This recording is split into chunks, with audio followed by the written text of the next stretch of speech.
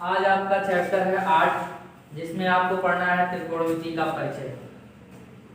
त्रिकोणमिति के परिचय में आपको पढ़ना है कितने त्रिकोणमितीय अनुपात होते हैं, लंबकर्ण आधार में क्या संबंध है, साइन थीटा का थीटा यानी जो त्रिकोणमितीय अनुपात है उसके व्युत्क्रम में क्या संबंध है, पाइथागोरस प्रमेय क्या है, किसी संपूर्ण त्रिभुज में कर्ण लंब आधार कैसे निकाला जाता है, ये सारी चीजें आपको पढ़ना है। ये आपकी पहली क्लास है त्रिकोणमिति की, जिसमें आज हम लोग परिचय कर रहे हैं कि 6 त्रिकोणमितीय अनुपात होते हैं। पहला है साइन थीटा, साइन होता है, दूसरा कास, तीसरा टैन, चौथा काट होता है, पांचवा सेक और छठा कोसेक। इसका ऑर्डर आप इधर उधर भी सेट कर सकते हैं, कोई दिक्कत नहीं है। पहले नंबर पर, दूसरे नंबर पर, तीसरे नंबर पर है, आप काट से इसका ऑर्डर चेंज कर सकते हैं, जो भी पहले आपकी इच्छा हो बोल सकते हैं, उससे कोई ऑर्डर इनका नहीं है, कोई क्रम नहीं लिखा है। ये आपके 6 त्रिकोणमितीय अनुपात हैं। इस पूरे त्रिकोणमिति में आपको केवल समकोण त्रिभुज का ही अध्ययन करना है, समकोण त्रिभुज के बारे में। ऐसा त्रिभुज जिसका एक कोण 90 डिग्री का हो वही समकोण त्रिभुज है। तो हम लोग आइए देखते हैं कि समकोण त्रिभुज से क्या क्या पढ़ना है। मान ले रहे हैं कि कोई एक त्रिभुज है, ये आपका एक त्रिभुज है, इस त्रिभुज की ए बिंदु है ये, और ये बी शीर्ष है, ए वाला शीर्ष है। यदि बी को हम मान ले रहे हैं कि ये कोण समकोण है यानी 90 डिग्री का यहाँ कोण बन रहा है, तो इसकी 3 भुजाएं हैं। एक भुजा है ए बी, दूसरी भुजा है बी सी, तीसरी भुजा है ए सी। जो नीचे वाली भुजा है इस भुजा को हम लोग कहते हैं आधार, आधार यानी बेस।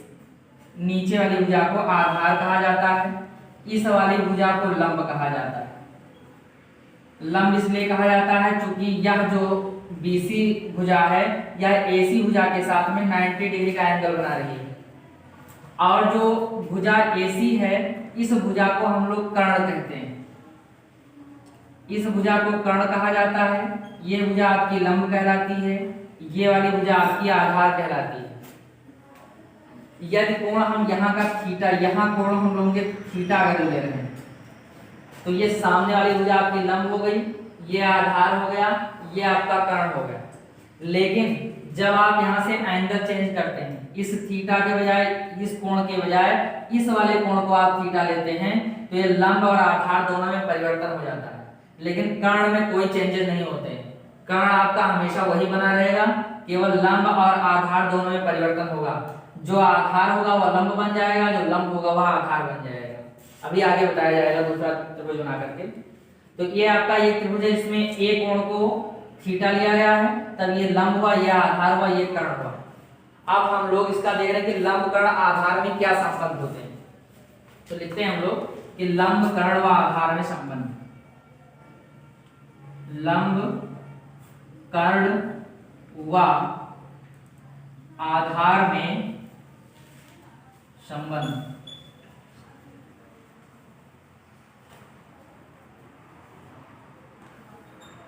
लंब कर्ण आधार में संबंध निकालने के लिए जितने त्रिकोणमितीय अनुपात हैं, छह त्रिकोणमितीय अनुपात में लंब कर्ण आधार का संबंध होता है। तो हम लोग पहले साइन से स्टार्ट कर रहे हैं, कौशिक तक चलेंगे। तो देखिए, जो साइन थीटा होता है, यदि यही कोण लिया जाए, ये वाला कोण, ये थीटा आप ले रहे हैं, तो साइन थीटा बराबर होगा इस लंब और इस कर्ण के बटे में होगा, यानी साइन थीटा होगा लंब बटे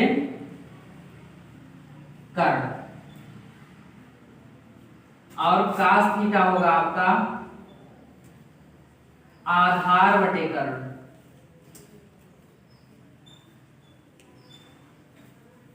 टैन थीटा होगा आपका लंब बटे आधार। ये 3 त्रिकोणमितीय अनुपात हो गए। साइन थीटा होगा लंब बटे कर्ण, कास थीटा होगा आधार बटे कर्ण, टैन थीटा होगा लंब बटे आधार। इसी तरीके से 3 और भी निकलेंगे। साइन कास टैन हो गया, टैन के बाद हम लोग चल रहे हैं कोसेक थीटा। कोसेक थीटा बराबर होता है कर्ण बटे लंब, कर्ण बटे लंब। कोसेक के बाद में सेक थीटा होता है कर्ण बटे आधार। और जो cot थीटा होता है ये होता है आधार बटे लंब। इस तरीके से लंबकर्ण और आधार में संबंध होते हैं। यदि आपसे प्रश्न पूछेगा, आपकी एक्सरसाइज स्टार्ट होगी, उसमें प्रश्न आपसे पूछेगा, कोई त्रिभुज दे देगा और त्रिभुज में कोई कोण बता देगा, लंब दे देगा, तो आपसे आधार पूछ लेगा कि आधार कितना है, कर्ण कितना है, यही सब आपसे पूछेगा। तो यही सब सूत्र से आप लंब कर्ण आधार का पता लगा लेंगे और थीटा का भी मान आप निकाल सकते हैं। लेकिन इनको याद करने का आसान तरीका क्या है? ऐसे तो अभी आप याद कर सकते हैं sin थीटा बराबर लंब बटे कर्ण, cos थीटा बराबर आधार बटे कर्ण, tan थीटा बराबर लंब बटे आधार, cos थीटा बराबर कर्ण बटे लंब, sec थीटा इक्वल टू कर्ण बटे आधार, cot थीटा बराबर आधार बटे लंब। इस तरीके से भी याद कर सकते हैं। लेकिन याद करने का एक शार्ट तरीका भी है। देखिए क्षेत्र कोणीय अनुपात है 1 2 3, 3 ये हो गया, 3 ये, 3 का अलग अलग कॉम्बिनेशन से आप याद कर सकते हैं। इन तीनों को आप याद कर सकते हैं। याद करने के लिए एक शार्ट सा फार्मूला है लाल बटे कक्का, लाल बटे कक्का। इस छोटे से फार्मूले से आप इन तीनों फार्मूलों को आसानी से याद कर सकते हैं। ये आपका देखिए यल से लंब, के से कर्ण हो गया, ए से आधार हो गया, के से कर्ण हो गया, यल से लंब हो गया, ए से आधार हो गया। इसी तरीके से बनेगा। तो जो पहली वाली वैल्यू होती है ये वाली वैल्यू यानी लंब बटे कर्ण, ये वैल्यू होगी sin की, और जो बीच वाला होगा यानी आधार बटे कर्ण, ये होगा cos का, cos की वैल्यू होगी।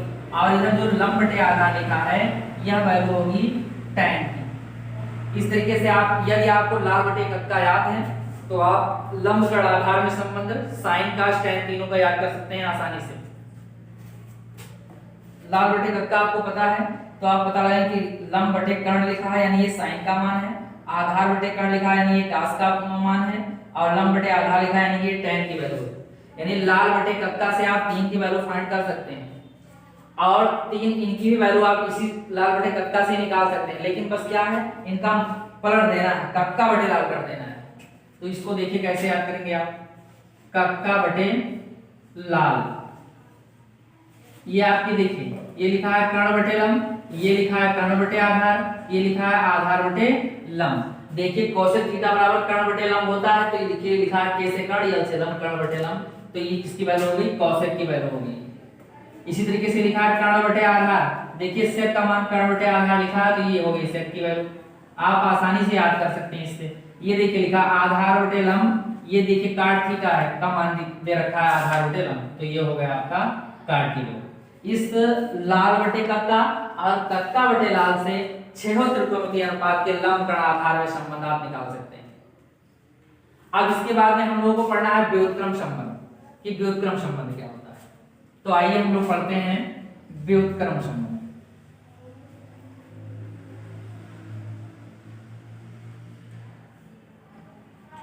व्युत्क्रम संबंध,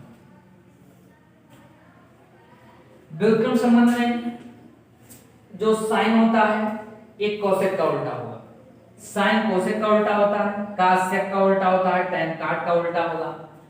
कोसेक का उल्टा साइन होगा, सेक का उल्टा cos होगा, काट का उल्टा tan होगा। इस तरीके से चलता है। तो आइए देखते हैं क्या होता है। साइन थीटा इक्वल टू होता है 1 अपान कोसेक थीटा। साइन के बाद cos थीटा होता है 1 अपान सेक थीटा। tan थीटा की वैल्यू होती है 1 अपान काट थीटा। साइन cos tan 3 ये हो गया आपके। इसी से उल्टे होकर के इसका व्युत्क्रम कर देंगे, सबका मान पता चल जाएगा। जब आप कोसेक थीटा निकालेंगे तो कोसेक थीटा होगा आपका 1 अपान साइन थीटा। ये दोनों एक दूसरे के उल्टे हैं। साइन थीटा का मान 1 अपान कोसेक थीटा के बराबर है, तो कोसेक थीटा की वैल्यू 1 अपान साइन थीटा के बराबर होगी। इसी तरीके से cos थीटा की वैल्यू 1 अपान sec थीटा के बराबर है, तो sec थीटा की वैल्यू 1 अपान cos थीटा के बराबर होगी। tan थीटा की वैल्यू 1 अपान cot थीटा है, तो cot थीटा की वैल्यू 1 अपान tan थीटा के बराबर होगी। cos थीटा बराबर 1 बटा sin थीटा, तो sec थीटा बराबर 1 बटा cos थीटा के बराबर होगी। इसी तरीके से cot थीटा की वैल्यू 1 अपान tan थीटा के बराबर होगी। तो ये हुए आपके व्युत्क्रम संबंध। इन छह त्रिकोणमितीय अनुपातों के व्युत्क्रम संबंध इस प्रकार से होते हैं। sin थीटा बराबर 1 अपान कोसेक थीटा होता है, cos theta equal to 1/sec theta होता है, tan theta equal to 1/tan cot theta है, cosec थीटा की वैल्यू होती है 1/sin theta, sec theta equal to होता है 1/cos थीटा, cot थीटा होता है 1/tan थीटा। इस प्रकार से ये आपके हुए व्युत्क्रम संबंध। तो आपने लंबकर्ण आधार में संबंध पढ़ लिया है, व्युत्क्रम संबंध पढ़ लिया है। अब बारी है हम लोगों को पाइथागोरस प्रमेय पढ़ने की। तो आइए अब हम लोग पढ़ते हैं पाइथागोरस प्रमेय।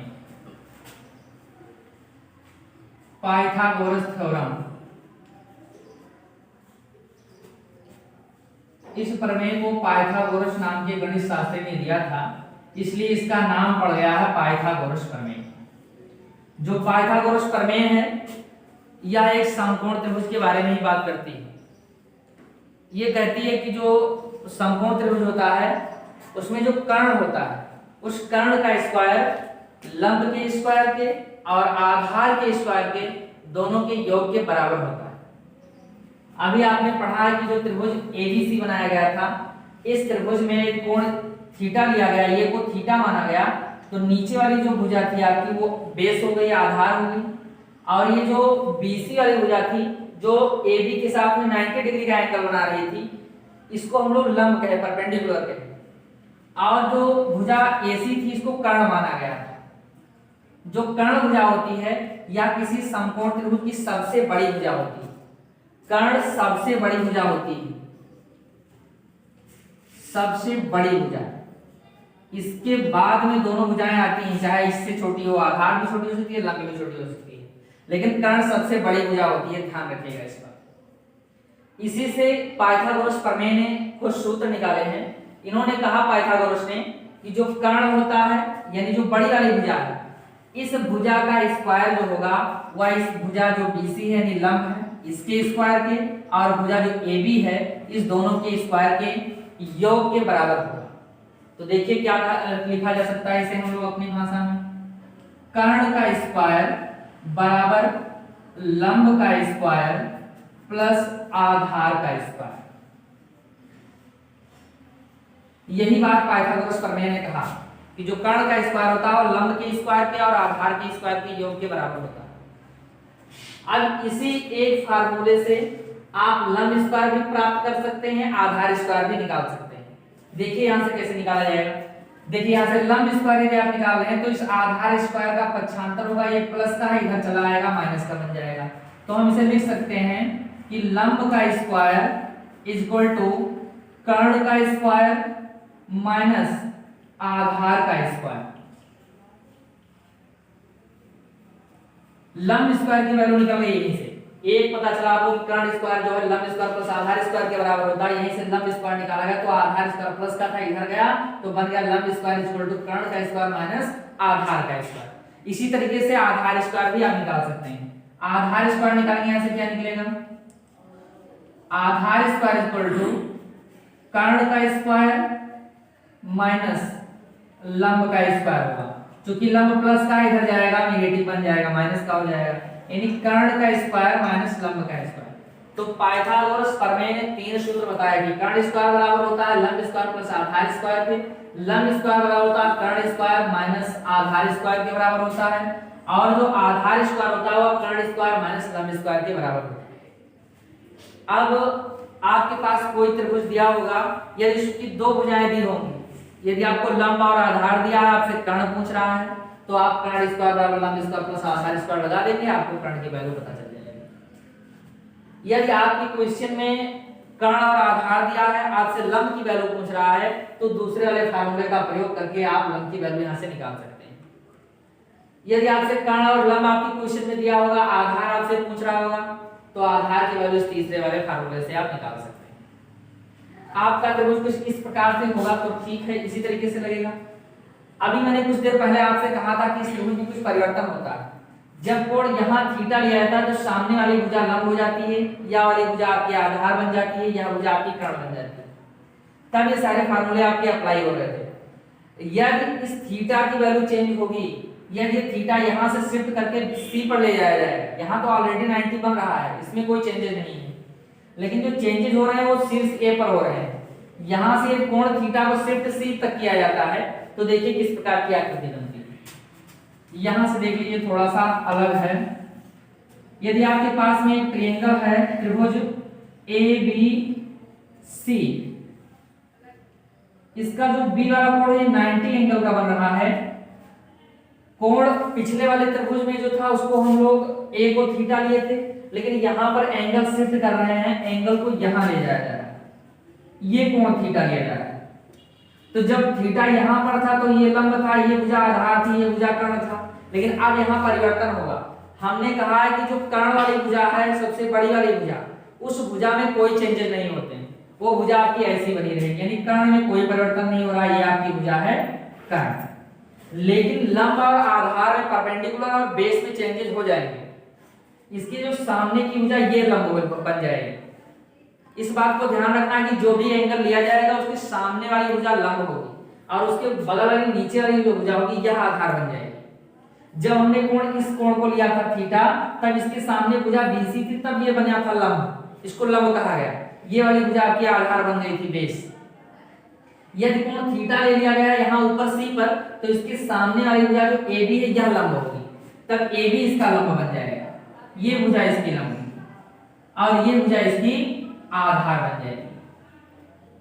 ध्यान रखना है जब आपके क्वेश्चन में कोई त्रिभुज देगा, समकोण त्रिभुज, तो उसमें आपको ध्यान देना होगा इस बात पर कि थीटा कहां बन रहा है, तो ए पर बन रहा है कि सी पर बन रहा है। यदि सी पर बनेगा तो सामने की भुजा लंब हो जाएगी, ये भुजा आपकी आधार होगी और ये भुजा आपकी कर्ण बन जाएगी। अगर थीटा ये पर ही दिया है तब इसमें चेंज हो जाएंगे। खैर कर्ण में तो कोई चेंज नहीं होता, आपको ध्यान रखना है, कर्ण सबसे बड़ी भुजा होती है समकोण त्रिभुज में। अब इस यहाँ तक फार्मूले, कुछ और फार्मूले हैं, संख्याएं हैं, वो आपको अगले एक्सरसाइज में पढ़ना है। चतुर्थांश से संबंधित कुछ फार्मूले हैं, उसको आपको अगले एक्सरसाइज में पढ़ाया जाएगा, लेकिन इतने ही फार्मूले से आपकी एक्सरसाइज 8.1 सॉल्व हो जाएगी। आपकी एक्सरसाइज है 8.1, देखो एक्सरसाइज है आपकी 8.1। आपने फार्मूले इस एक्सरसाइज से रिलेटेड सारे फार्मूले आपने पढ़ लिया है। आज आपकी एक्सरसाइज है 8.1, इसके सारे क्वेश्चन सॉल्व करना है आपको। तो इसका पहला क्वेश्चन देखा जाए।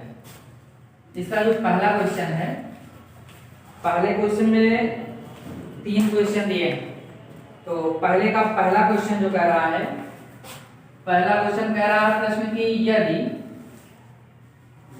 cos A इक्वल टू 5/13, तो tan A की वैल्यू आपको निकालनी है। tan A की वैल्यू आपसे पूछ रहा है। इसने प्रश्न दे रखा है कि यदि cos A इक्वल टू 5/13, तो tan A की वैल्यू निकालना है आपको। एक त्रिकोणमितीय अनुपात इसने दे दिया है और दूसरा त्रिकोणमितीय अनुपात आपसे पूछ लिया है। तो सबसे पहले हम लोग cos A से देखते हैं कि जो cos A लिखा है 5/13, अब इससे पहले आपने पढ़ा तुरंत कि इसका फार्मूला cos थीटा क्या होता है, आधार बटे कर्ण, यानी इस cos A को हम लोग लिख सकते हैं आधार बटे कर्ण, यानी जो ऊपर वैल्यू लिखी है ये आधार की वैल्यू लिखी है और इधर जो नीचे लिखी है हर में ये कर्ण की वैल्यू। यानी आपके पास में कोई एक त्रिभुज है, इस त्रिभुज में ये कोण आपका ये है, ये B है, ये C मान लिया जाए, तो इस त्रिभुज में 2 भुजाओं के मान दिए हैं, यानी आधार दे रखा है 5, और आपकी जो त्रिभुज है, त्रिभुज में आधार वाली भुजा नीचे वाली होती है, तो आधार की वैल्यू है 5, और जो BC है ये आपका लंब है, लंब की वैल्यू दे नहीं रखा, कर्ण की वैल्यू दे रखा कितना है 13 वैल्यू इसकी है। इस त्रिभुज में आधार दे रखा है, कर्ण दे रखा है, लेकिन लंब की वैल्यू नहीं है, जबकि आपको निकालना है tan A, और tan A का फार्मूला अभी आपने लंब कर्ण आधार में पढ़ा था कि tan A इक्वल टू होता है लंब बटे आधार। ये tan A की वैल्यू आपको निकालनी है तो उसमें लंब पता होना चाहिए और आधार पता होना चाहिए, लेकिन ये जो त्रिभुज हम लोगों ने बनाया है इसमें लंब की वैल्यू नहीं पता है, आधार और कर्ण तो दिया लेकिन लंब की वैल्यू नहीं पता है। तो लंब हम लोग पाइथागोरस प्रमेय से निकालेंगे। पाइथागोरस ने कहा था कि जो लंब का स्क्वायर होता है वह कर्ण के स्क्वायर में से आधार का स्क्वायर घटाने से मिलता है, अभी आपने पढ़ा, तो वही फार्मूला अप्लाई करके यहाँ से हम लोग लंब की वैल्यू निकालेंगे। यानी चूंकि या लिख दें कि पाइथागोरस प्रमेय से, पाइथागोरस प्रमेय से लंब स्क्वायर इज इक्वल टू कर्ण स्क्वायर माइनस का आधार स्क्वायर। अब यहां देखिए लंब स्क्वायर बराबर आप निकालेंगे कर्ण स्क्वायर, कर्ण की वैल्यू दे रखा है 13, तो 13 लिखेंगे 13 का स्क्वायर माइनस आधार स्क्वायर, आधार की वैल्यू दे रखा है 5, तो 5 का स्क्वायर। अब इनका स्क्वायर कर देंगे फिर घटा लेंगे। लंब स्क्वायर 13 का स्क्वायर करेंगे, 13 का 13 से इसका स्क्वायर होगा तो ये आएगा 169। 5 का स्क्वायर करेंगे 25, यानी लंब स्क्वायर की वैल्यू कितनी निकली 169 से 25 घटाना है, 9 से 5 गई 4 और 16 से 2 गई 14, यानी लंब स्क्वायर निकला 144। जबकि आपको लंब की वैल्यू निकालना है। आप जानते हैं कि यदि बराबर के बाएं साइड में स्क्वायर है तो दाहिने साइड पर ले जाने पर ये वर्गमूल बन जाता है। यानी लंब की वैल्यू यहां से क्या निकलेगी, लंब की वैल्यू होगी √144 और 144 का वर्गमूल होता है आप जानते हैं कि 12, 12 बराबर 44, 144, तो इसका लंब निकला 12, यानी जो BC हो जाती ये पता चल गई कितना है 12। अब आपको देखिए इस त्रिभुज में तीनों भुजाओं के मान पता हो गए, लंब भी आपको पता हो गया, आधार और कर्ण तो पहले से ही पता था। अब इस त्रिभुज से आप चाहें किसी भी त्रिकोणमितीय अनुपात का मान निकाल सकते हैं लंब कर्ण आधार के। यह तीनों भुजाएं पता हो गई तो आप छह त्रिकोणमितीय के अनुपात निकाल सकते हैं यहीं से। लेकिन आपसे प्रश्न कह रहा है केवल tan a की वैल्यू निकालना है। आप जानते हैं चूंकि tan a बराबर होता है लंब बटे आधार, लंब बटे आधार, यानी tan a इक्वल टू निकलेगा यहां से लंब की वैल्यू देखिए कितना है, लंब की वैल्यू आई है अभी 12 और आधार इसका दे रखा है 5, tan a का मान निकला 12 बटे 5, यही tan a का मान आपसे पूछ रहा था प्रश्न, यही आपका आंसर। इसी तरीके से इसका दूसरा क्वेश्चन लिखा है cos a बराबर a बटा b, तो tan a का मान निकालना है। दूसरा क्वेश्चन, ये इसका पहला पार्ट था पहले वाले का, दूसरा पार्ट दे रखा है cos a बराबर a बटे b दे रखा है, आपसे tan a की वैल्यू पूछ रहा है। tan a का वैल्यू आपको निकालना है, cos a का मान दे रखा है a बटा b, यानी आप जैसे इस तरीके की वैल्यू देखो तुरंत आप एक ट्रायंगल ड्रा कीजिए। आपका ट्रायंगल किस तरीके से बनेगा, यानी एक कोण इसमें 90 एंगल का बनेगा, ये A है, ये B है और ये C है। B वाला कोण यदि आपका 90 डिग्री का बन रहा है ये वाला, तो ये भुजा आपकी लंब, ये भुजा आधार और ये वाली भुजा आपकी कर्ण होगी। यहां से देखिए cos a का वैल्यू दिया है, cos a बराबर a बटा b दे रखा है।